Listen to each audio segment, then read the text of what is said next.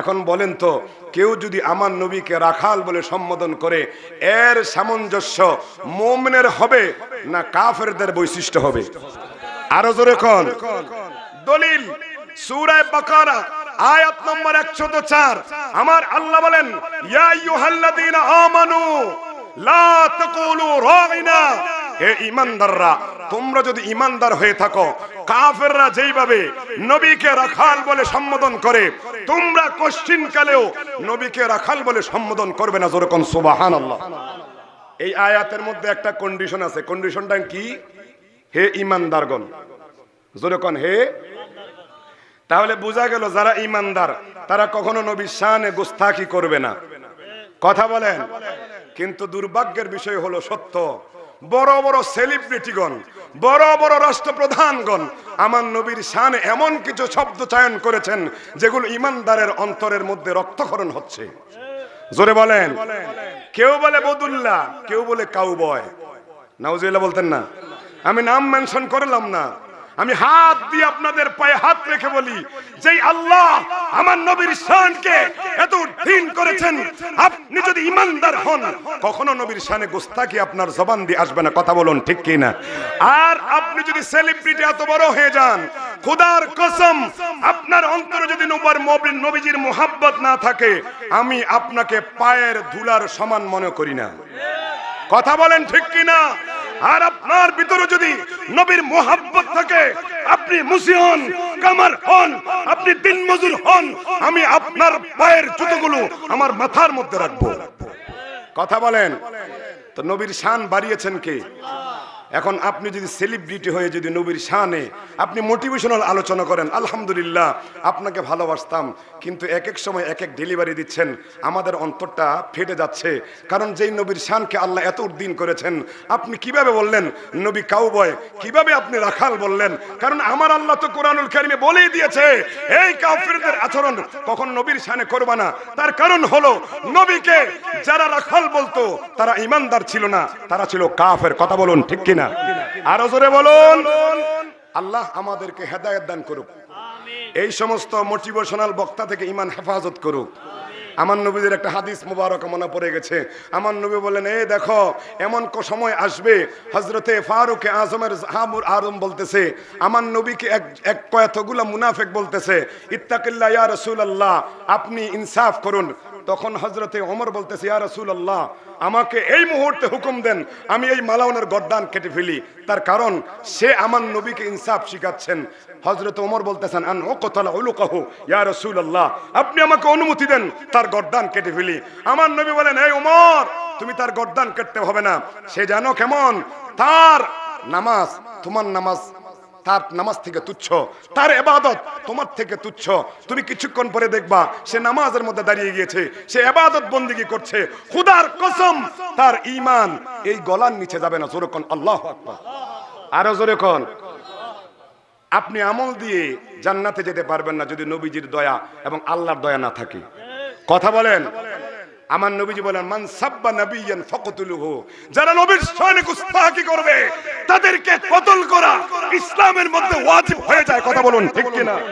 এই মুহূর্তে যদি ইসলামী রাষ্ট্র কায়েম থাকতো, খোদার কসম আপনি রাষ্ট্রপতি হন, আপনি রাষ্ট্রপ্রধান হন, নবীর শানে বদুল্লাহ বলা অথবা নবীর শানে গোস্তাখি যদি করেন, যদি এই মুহূর্তে ইসলামিক রাষ্ট্র পরিচালনা থাকতো, খোদার কসম কোরআনের আইন অনুযায়ী আপনার গলাটা জমিনের মধ্যে থাকতো। কথা বলেন। আমি পায়ে হাত দিয়ে বলবো, যারাই সুন্দর সুন্দর কথা বলেন, দয়া করে নবীর শানে গোস্তাখি করবেন না, কারণ নবীর শান বাড়িয়েছেন কে? আরো জোরে কোন। এবার সূরা আহজাবের 57 নম্বর আয়াত, আমার নবী আমার আল্লাহ বলেন, ইন্নাল্লাযীনা ইউযুনাল্লাহা ওয়া রাসূলাহু লা'নাহুমুল্লাহু ফিদ দুনিয়া ওয়াল আখিরা, যারা আল্লাহ এবং আল্লাহর রাসূলকে কষ্ট দেয় দুনিয়াতে তাদের জন্য লানত, না না আখিরাতে তাদের জন্য আরো কঠিন শাস্তি রয়েছে। জোরে কোন আল্লাহু আকবার। হুকুমটা কার? আল্লাহ এবং আল্লাহর রাসূলকে যারা কষ্ট দেয় দুনিয়াতে তাদের লানত, প্রমাণ আছে না নাই? আরো জোরে কোন। এ হাজিরিন, প্রমাণ রেখে গেছেন আমার নবীজির সাজাবুল হাইবা, ঠিক কি না? আমার নবীজির শানে গোস্তাখি করার সাথে সাথে আমার আল্লাহ কোরআনুল কারীমের আয়াত নাজিল করেছেন, তাব্বাত ইয়াদা জোরে কয় না, তাব্বাত ইয়াদা আবু লাহাবের দুইটা হাত ধ্বংস হয়ে যাক। আল্লাহু আকবার। আমার নবী শানে বলতেছে তাব্বাত লাকা ইয়া মুহাম্মদ, বুখারী শরীফের 4700 নম্বর হাদিস। আমার নবীজি যখন সবাইকে ডাকলেন বলতেছে আমাকে তোমরা কেমন জানো? কয় আলামিন জানি। কয় আলামিন যদি জানো তাহলে আমি যদি বলি এই পাহাড় উপত্যকায় তোমাদের শত্রু তোমাদেরকে আক্রমণ করার জন্য দাঁড়িয়ে আছে, তোমরা কি বিশ্বাস করবে? কয় হ্যাঁ বিশ্বাস করবো। কেন? তুমি ছিলে বিশ্বস্ত, তুমি আলামিন, আমরা জীবনেও দেখিনি তুমি কখনো মিথ্যা কথা বলতেছো। এরকম সুবহানাল্লাহ। আমার নবী বললেন যদি মিথ্যা কথা বলতে নাই দেখো তাহলে এখন যা বলছি তা সত্য। তোমরা এই মুহূর্তে তোমরা মূর্তি পূজা ছেড়ে দাও, তোমরা তোমাদের ওই সমস্ত দেবতার পূজা ছেড়ে দাও, তোমাদেরকে যে আল্লাহ বানিয়েছে ওই আল্লাহর কালেমা পড়ে নাও। আমি ওই নবী, আমি আল্লাহর পক্ষ থেকে প্রেরিত রসুল, আমাকে রসুল হিসেবে স্বীকৃতি দাও। যখন এটা বলল সর্বপ্রথম আপনজন আবু লাহাব ভাই উঠে দাঁড়াইয়া আমার নবী বললেন তাব্বাত লাকা ইয়া মুহাম্মদ, তোমার উপরে ধ্বংস হোক। জোরে কোন নাউজুবিল্লাহ। আমার নবীকে লানত দিছে। আমার আল্লাহ কয় এ হাবিব, জগতের মধ্যে হযরতে আদমকে যদি কেউ গালি দিয়েছে আমি আদমের মুখ দিয়ে তাকে উত্তর দিয়েছি। হযরতে ঈসাকে যদি কেউ গালি দিয়েছে আমি ঈসার মুখ দিয়ে তার উত্তর দিয়েছি। হযরতে নূহ আলাইহিস সালামকে যদি কেউ গালি দিয়েছে আমি তার মুখ দিয়ে তার উত্তর দিয়েছি। হযরতে মূসাকে যদি কেউ গালি দিয়েছে আমি তার মুখ দিয়ে তার উত্তর দিয়েছি। হযরতে ইব্রাহিমকে যদি কেউ গালি দিয়েছে আমি ইব্রাহিমের মুখ দিয়ে গালি দিয়েছি। কিন্তু লা মুকামের খোদা আপনার সামনে যে বেয়াদবি করবে আমি আল্লাহ লামুকাম থেকে তার জবাব দিয়ে দেব, আপনাকে দিতে হবে না। জোরে বলুন আল্লাহু আকবার। তো যেই নবীর শানে গুস্তাখি করলে আল্লাহর পক্ষ থেকে গজব আসে, ওই যারা আমার নবীকে আমার নবীর শান-মান নিয়ে বেয়াদবি করে তাদের উপরে আল্লাহর গজব আসতে পারে কি পারে না? আর জোরে কোন আল্লাহ হেদায়েত দান করুক, আমিন বলেন। আপনাদের খারাপ লাগতেছে, কলিজা রক্তকরণ হচ্ছে, কি বলতেছে সব, কি বলতেছে? এখন আপনারা তো পাগল হয়ে যাচ্ছেন। মুখের ভাষা সুন্দর, আরে মুখের ভাষা সুন্দর ছিল ইয়াজিদের, কারণ ইয়াজিদরা ছিল 22,000 আর ইমানদার ছিল 72 জন। 72 জন আওলাদে পাককে নিয়ে 22,000 মুনাফিকের সামনে আল্লাহু আকবারের ধ্বনি দিয়েছে, কখনো ঈমান বিক্রি করে নাই। অতএব মানুষ যত বেশি হোক আপনারা মনে করবেন না তারা ঈমানদার, না, নবীর সামনে যে গুস্তাখি করবে সে কখনো ঈমানদার হতে পারে না। কথা বলুন ঠিক কিনা? আরো জোরে বলুন ঠিক কিনা? আল্লাহ হেদায়েত দান করুক, আমিন বলেন। সালাতুন ইয়া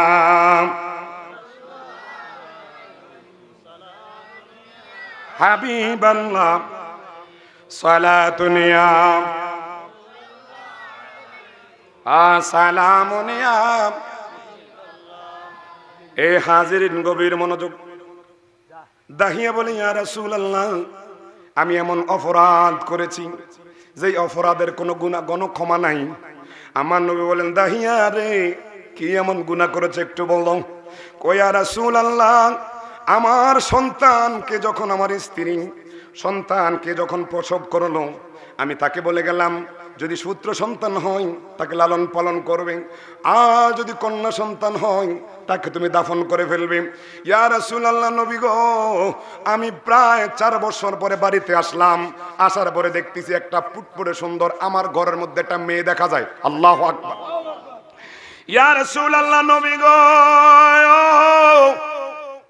এই মেয়েটা এত সুন্দর আমাকে বাবা বলে ডাকে না, তার কারণ হলো আমাকে যদি বাবা বলে ডাকে আমি মা বাবা সম্বোধন করব না, তাকে আমি স্নেহ আদর করব না। কিন্তু আমার স্ত্রী এই 4 বছর তাকে এত মায়া করে যত্ন করে লালন পালন করেছে। ইয়া রাসূলুল্লাহ এই সন্তানটা এত সুন্দর ছিল, আমার স্ত্রী তার নাম দিয়ে দিয়েছে জামিলা। যখন আল্লাহু আকবার। নাম কি? জামিলা হলো বিশ্ব সুন্দরী। মারহাবা কোন। ইয়া রাসূলুল্লাহ নবীজি এই মেয়েটা আমার কাছে আসবে কিন্তু ভয় পায়। রাতে যখন আমি ঘুমাই এই মেয়েটাকে দেখে আমার মাথাটা গরম হয়ে গেছে। তার কারণ হলো আমি এলাকার সরদার, আমার ঘরের মধ্যে কন্যা সন্তান আছে, এলাকার মানুষ যদি জানে আমার সম্মানহানি হবে। ইয়া রাসূলুল্লাহ এই মেয়েটাকে কিভাবে আমি কতল করতে পারি, আমি বন্দিয়া থাকলাম। ইয়া রাসূলুল্লাহ নবীজি আমি আমার মেয়েকে আমার স্ত্রী থেকে আলাদা করার জন্য আমি কিছু বাহানা নিলাম। আমার মেয়েটাকে ডাকলাম, একটু আদর করি, বাজার থেকে কিছু এনে দেই, যেন তার মায় বুঝে আমি তার সাথে কোনো দুশ্মনী নাই, আমি তাকে আমার আয়ত্তে নিয়ে নিলাম। আল্লাহু আকবার বল। দেখবেন অনেক মেয়েরা বাবা ভক্ত হয়, একটু আদর পেলে কথা কয় না, বাবা ভক্ত হয় না।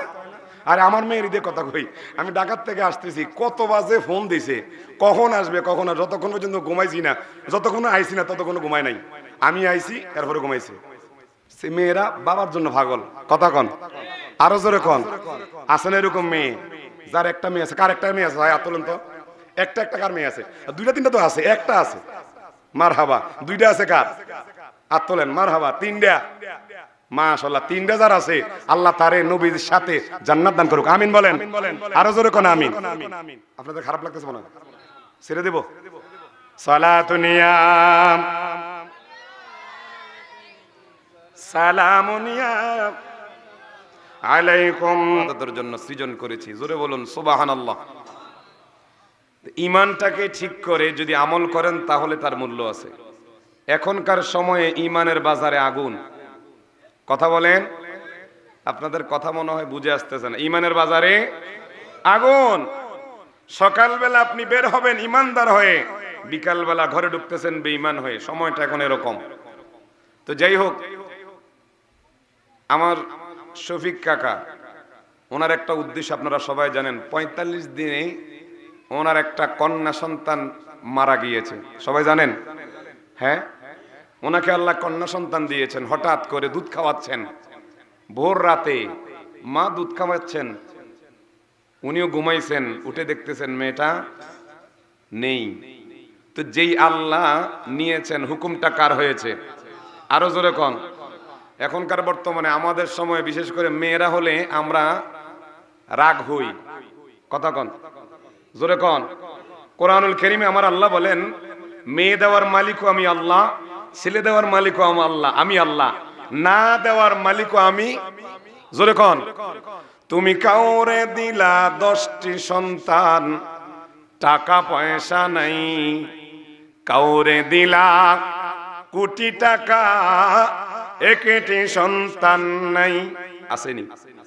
ওরে টাকা পয়সা বাড়ি গাড়ি দিলা বেশি করে, ওরে মরার পরে কাঁদে করে, কে নিবে তারে কবরে, কি খেলা খেলাইলা দয়ালের দয়াল, কত খেলা জানো, ওরে গলে দিয়া প্রেম রশি ধীরে ধীরে টানো রে, কি খেলা খেলাইছ দয়ালের দয়াল, তুমি নির্দোষীর রাখো দয়াল ববের জেলখানায়, আবার অপরাধ করিয়াও কেহ ঘুরে সর্বদাই, আসে না নাই? তুমি নির্দোষীর রাখো দয়াল ববের জেলখানায়, অপরাধ করিয়াও কেহ ঘুরে সর্বদাই, নদীরে কুল ভাঙো অকুল ঘর, এই তো তোমার খেলা, সকাল বেলার ধনী বানাও ফকির সন্ধ্যা বেলা রে,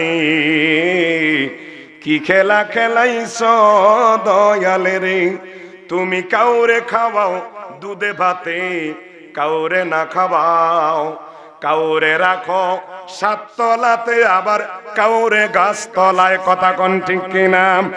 এ হাজিরিন, আমি আপনি চলে যেতে হবে, আল্লাহ আমাকে আপনাকে পরীক্ষা করার জন্য দুনিয়াতে প্রেরণ করেছেন। এখন অনেকে মেয়ে হলে রাগ হয়, আসেনি? জোরে কন, রাগ হয়। আমার নবীজি মুসলিম শরীফের 2431 নম্বর হাদিস, আমার নবী কয়, যেই ব্যক্তির একটা কন্যা সন্তান হবে সে আমার সাথে জান্নাতে যাবে, জোরে কন। এ হাজিরিন, আমার নবী বলেন, যার একটা কন্যা সন্তান হবে সে একটা জান্নাতের মালিক হবে, আর যার 2টা কন্যা সন্তান হবে সে 2টা জান্নাতের মালিক। আমার নবী বলেন, এই উম্মত, যার ঘরে 3টা কন্যা সন্তান আছে সে আমার সাথে জান্নাতের মধ্যে থাকবে। ভালোবাসার জায়গা মদিনা, ভালো লাগার জায়গা মদিনা, বলো না ভালোবাসার জায়গা মদিনা, ভালোবাসার এত সুন্দর জায়গা কোথাও দেখি না, এত সুন্দর জায়গা কোথাও দেখি না, ভালোবাসার জায়গা মদিনা, ভালো লাগার জায়গা, বলো না ভালোবাসার জায়গা মদিনা, ভালোবাসার জায়গা মদিনা। এ হাজিরিন, শুধু তাই নাই, আবু দাউদ শরীফের হাদিস, আমার নবী বলেন উম্মত কারো সন্তান যদি মারা যায়, গর্ভ অবস্থায় কোনো মার যদি সন্তান মারা যায়, সে অথবা সে যদি নাবালক অবস্থায় মারা যায়, আমার নবী বলেন উম্মত তোমরা কান্না করবা না ওই সন্তানের জন্য। আল্লাহ চাহেন তো ওই সন্তান দ্বারা মা বাবাকে আল্লাহ জান্নাত দান করে দিবেন। আল্লাহু আকবার। সন্তান যাদের মারা গেছে আফসোস করবেন না, আপনার জন্য আল্লাহ নিয়ামত রেখেছেন। কথা বলেন ঠিক কিনা? কারণ আল্লাহ হিকমত জানেন। আগেরকার সময়ে আইয়ামে জাহিলি যুগের মধ্যে বিশেষ করে নারীদের প্রতি অত্যাচার বেশি হতো। কথা বলেন।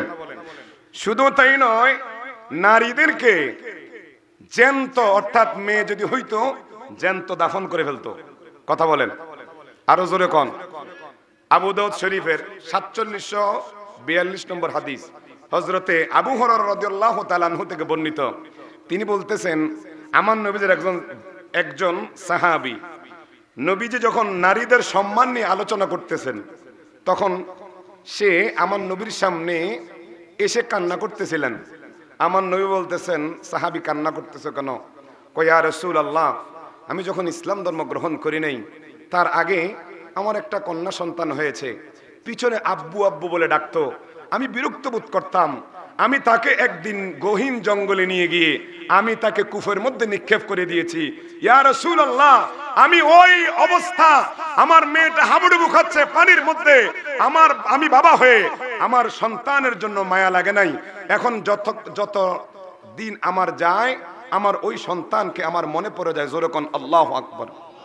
আমার নবীজির চোখ মোবারক দিয়ে পানি বের হলো। শুধু তাই নয়, মসজিদে নববীর মধ্যে আমার নবীজি যখন ঢুকলেন, প্রায় সময় নবীজি দেখতেন মসজিদের কোণের মধ্যে একটা লোক কান্না করত। কি করত? এমন সময় হতো সাহাবীরা দেখতেন যে তিনাদের কানের মধ্যে এত বিকট আওয়াজ আসতো, কান্না করতে করতে অনেক সময় বেহুশ হয়ে যেত। আমার নবীজি একদিন এসে, ওই সাহাবী কান্না করতেছিলেন, আমার নবীজি এসে তার হাত রাখলেন তার পিঠের মধ্যে, রাখার পরে আমার নবীজির দিকে তাকাইছে। তাকানোর পরে আমার নবীজি দেখতেছেন আমার নবীজির একজন প্রিয় সাহাবী, নাম হলো দাহিয়াতুল কলবি, সে অঝরে কান্না করতেছে। জোরে কোন সুবহানাল্লাহ। এ হাজিরিন, আমার নবীজি সরকারে দো আলম নূরে মুজাসসাম নবীজি দাহিয়াতুল কলবি ডেকে বলে, দাহিয়া রে, ও দাহিয়া, প্রায় সময় দেখি তুমি মসজিদে নববীর পাশে এক কোণের মধ্যে কাঁদো, তার কারণ কি? কই ইয়া রাসূলুল্লাহ, নবী গো, ও মায়ার নবীজি, আমি কাঁদি, আমি এমন একটা অপরাধ করেছি যে অপরাধের ক্ষমা মনে হয় আমি পাবো না।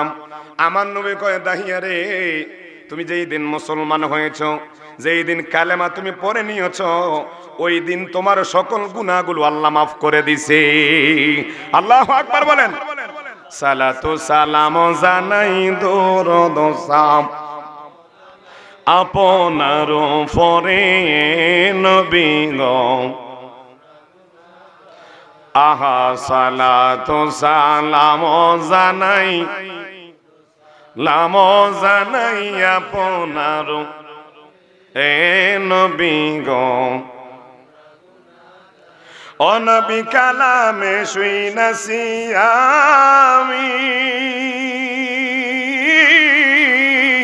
গুনাহগারের বন্ধু তুমিও, ওরে ফিলাইবা কাউসারের ফানি, ফানি ময়দান হাসরে নবী গো, গারে বলেন সালাতু সালাম দরুদ সালাম আপনার ফরে নবী গো। এ বন্ধুগণ, আমার নবীজি বললেন, দাহিয়া রে, যেই দিন তুমি কালেমা পড়েছো আল্লাহ তোমার সকল গুনাহগুলো মাফ করে দিয়েছেন। দাহিয়া এই আওয়াজ শুনে আরো ভিতর থেকে হাউমাউ করে কেঁদে উঠলেন। দাহিয়া বলে, ইয়া রাসূলুল্লাহ, নবী গো, ও মায়ার নবীজি, আমি ইসলাম ধর্ম গ্রহণ করার পর সব গুনাহ মাফ হয়ে গেছে, আমি বিশ্বাস করি। কিন্তু আমি এমন একটা গুনাহ করেছি, এমন একটা অন্যায় করেছে, যে অন্যায় কোনো মাফ নাই। জোরে কোন আল্লাহু আকবার।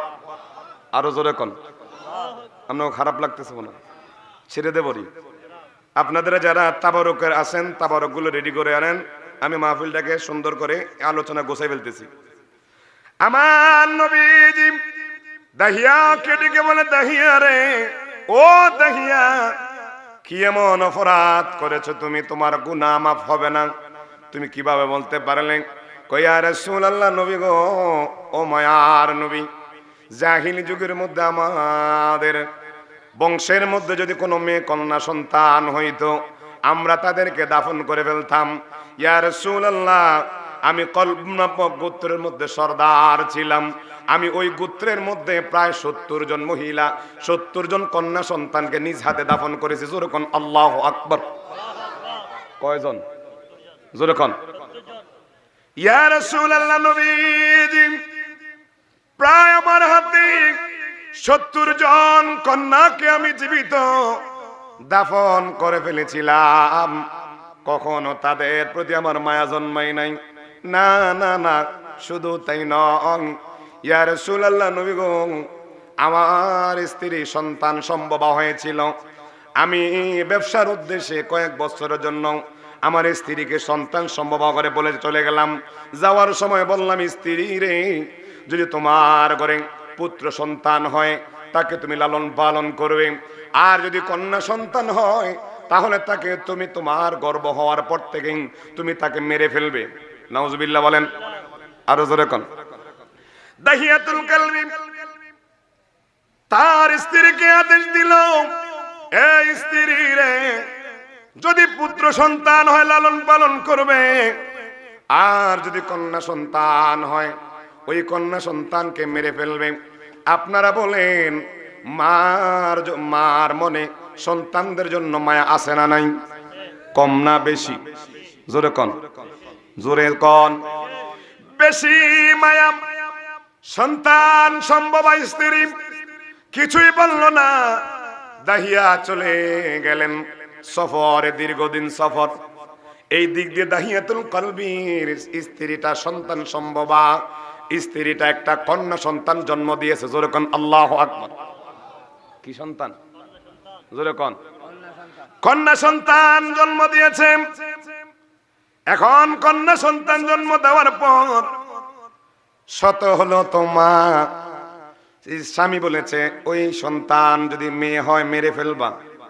এখন তার স্ত্রী ওই সন্তানকে দেখতেছে, এত সুন্দর। দাহিয়াতুল কলবি ছিল সুন্দর দেহের অধিকারী। এই দাহিয়াতুল কলবির সূরতে জিবরাইল আমার নবীজির সামনে আসতেন। আল্লাহু আকবার বলেন। কে আসতেন? জিবরাইল। জিবরাইল। আচ্ছা, জিবরাইল কিসের তৈরি? জোর কয় না। আপনাকে সন্দেহ আসেনি? সকল ফেরেশতারা নূরের তৈরি। মারহাবা বলেন। আমার নবীজি নূরের তৈরি, আর সকল নবীগণ আমার নবীজির নূরের মুজাসসামের তৈরি। সকল সৃষ্টিও আমার নবীর নূরের তৈরি। মারহাবা বলেন। এখন আপনাদের হয়তো সন্দেহ থাকবে, আমি একটা দলিল দিয়ে যাই। সেটা হলো, আমরা পড়েছি, আমি বলবো আপনার যেই কিতাব, ওই কিতাব ইমাম কোস্তালানী রহমাতুল্লাহ আলাইহি লিখেছেন মাওয়াহিবুল লদুনিয়া 71 নম্বর পৃষ্ঠা। আমি এটা রেখে দিলাম। আশরাফ আলী থানভী তিনি হলেন কওমীদের একজন বড় আলেম, ঠিক কিনা বলেন? ওনার একটা কিতাব আছে নশরতি ফি যিকরি নবিয়িল হাবিব। ওই কিতাবের মধ্যে তিনি 13 নম্বর পৃষ্ঠার মধ্যে নূরে মুহাম্মদী বয়ানের মধ্যে আমার নবীর শান এমন ভাবে তুলে ধরেছেন, যেরকম সুবহানাল্লাহ। তিনি বলতেছেন, আমার আল্লাহ সর্বপ্রথম হযরতে জিবরাইল আমিন আমার নবীজির দরবারে আসলেন। মারহাবা বলেন। হযরতে আমার নবীজির একজন সাহাবী নাম হলো হযরতে জাবের রাদিয়াল্লাহু তাআলা আনহু। এই জাবের রাদিয়াল্লাহু তাআলা আনহু থেকে একটা হাদিস আমার নবীজিকে প্রশ্ন করলো, ইয়া রাসূলুল্লাহ, ওগো নবীজি আমি জানতে চাই আল্লাহ রাব্বুল আলামিন কোন জিনিসটাকে সৃজন করেছেন? জোরে কোন সুবহানাল্লাহ। ইয়া রাসূলুল্লাহ, আমি জানতে চাই আল্লাহ রাব্বুল আলামিন কোন জিনিসকে প্রথম সৃষ্টি করেছেন? আমার নবীজি নবুয়তের জবান মুবারকে বলেন, ইয়া জাবের ইন্নাল্লাহ তাআলা ক্বাদ খালাকা ক্বাবলাল আশিয়াই নূরে নবিয়িকা মিন নূরিহি। জোরে কোন আল্লাহু আকবার। এই যাবেন আল্লাহ রাব্বুল আলামিন তামাম সৃজন, তামাম মাখলুকাত নয়, গোটা জাহান সৃষ্টি করার আগে যে জিনিসটা সৃষ্টি করেছেন ওই জিনিসটা হলো তোমার নবীর নূরে মুবারক। আল্লাহু আকবার বলেন। কি বানাইছেন? নূর। এখন আমার নবী বলেন কোন সময় জানো? ওয়ালাম যালিকাল ওয়াক্তি লাউহুন ওয়ালা কলামুন ওয়ালা জান্নাতুন ওয়ালা নারুন ওয়ালা সামাউন ওয়ালা আরদুন ওয়ালা শামসুন ওয়ালা কমারুন ওয়ালা জিন্নুন ওয়ালা ইনসুন। এ জাবের শুনো, তখনও আমি নূরে মুজাসসাম নবী, যখন আসমান হয় নাই, জমিন হয় নাই, আল্লাহ রাব্বুল আলামিন জান্নাত সৃজন করেন নাই, জাহান্নাম করেন নাই, লৌহ করেন নাই, কলম করেন নাই, মানুষ সৃজন করেন নাই, জিন সৃজন করেন নাই, না না, কিছুই যখন সৃজন করেন নাই তখন তোমার নবীর নূর মুবারক সৃজন করেছে। এলেন নূরের নবী যখন মক্কা নগরে, এলেন নূরের নবী যখন, ওরে কালিমা মুখে নিয়ে মূর্তি সিজদায় পড়ে, বলেন কালিমা মুখে মূর্তি সিজদায় পড়ে, এলেন নূরের নবী যখন রে, এলেন নূরের নবী যখন, কালেমার আগে পড়ে আল্লাহ মাঝখানে রাসূল, সৃষ্টি কোলে নাই যে কেহ তিনার সমতুল। কথা বলেন ঠিক কিনা? কালেমার আগে পড়ে আল্লাহ মাঝখানে রাসূল, সৃষ্টি কোলে নাই যে কেহ তিনার সমতুল। ওরে জাতি নূরের জ্যোতি নবী সৃষ্টির উপরে, বলেন জাতি নূরের জ্যোতি নবী সৃষ্টির উপরে, এলেন নূরের নবী যখন রে, এলেন নূরের নবী যখন। এ বন্ধুরা রে, বুঝা গেল আমার নবীজিকে সবার আগে সৃজন করেছেন, আর আমার আল্লাহ সবার পরে সৃজন, সবার আগ পরে আমার নবীকে আল্লাহ দুনিয়াতে পাঠাইলেন। আমার নবীর কেমন শান আমার আল্লাহ কোরআনুল কারীমে বলেন, এ জগৎবাসী, আমি আদমকে সৃজন করার পর আল্লাহ রাব্বুল আলামিন বলেন, আমি আদমকে আদম বলে ডাক দিয়েছি, আমি মূসাকে ইয়া মূসা বলে সম্বোধন করেছি, আমি ঈসাকে ইয়া ঈসা বলে সম্বোধন করেছি, আমি ইব্রাহিমকে ইয়া ইব্রাহিম বলে সম্বোধন করেছি। অর্থাৎ আমি যত নবী এবং রাসূলদের নাম মুবারক আমি আল্লাহ কোরআনের মধ্যে লিপিবদ্ধ করলাম, সকল নবীর নাম ধরে আমি ডেকেছি। কিন্তু আমি আল্লাহ এমন এক হাবিবুল্লাহকে জগতে প্রেরণ করলাম, আমার আল্লাহ কখনো আমার নবীকে ইয়া মুহাম্মদ বলে সম্বোধন করে নাই। জোরে কোন আল্লাহু আকবার। আরো জোরে কোন। এই নবীর শান বাড়িয়েছেন কে? আরো জোরে। আমার আল্লাহ বলেন, ওয়ারাফা'না লাকা যিকরাক, ওগো নবীজি আমি আপনার শান মানকে এত উত্তীর্ণ করেছি, আপনার আমার শানের পরে, আমার সম্মানের পরে একমাত্র আপনার শান জগতের মধ্যে নিহিত। আরো জোরে কোন। আমার নবীকে কখনো আমার আল্লাহ ইয়া মুহাম্মদ বলে সম্বোধন করে নাই। না না, মক্কার কাফেররা আমার নবী যখন বকরি চড়াতেন, কথা বলেন, এই বকরি যখন চড়াতেন তখন কাফেররা আমার নবীকে রাইনা শব্দ দ্বারা সম্বোধন করতেন। আমার আল্লাহ বললেন, হে জগৎবাসী, আমি আমার নবীকে কখনো নাম ধরে ডাকি নাই, কখনো ডেকেছি ইয়াসিন, কখনো ডেকেছি তোহা, কখনো ডেকেছি ইয়া মুজাম্মিল, কখনো ডেকেছি ইয়া মুদাসসির, হে কম্বলওয়ালা। জোরে বলুন সুবহানাল্লাহ।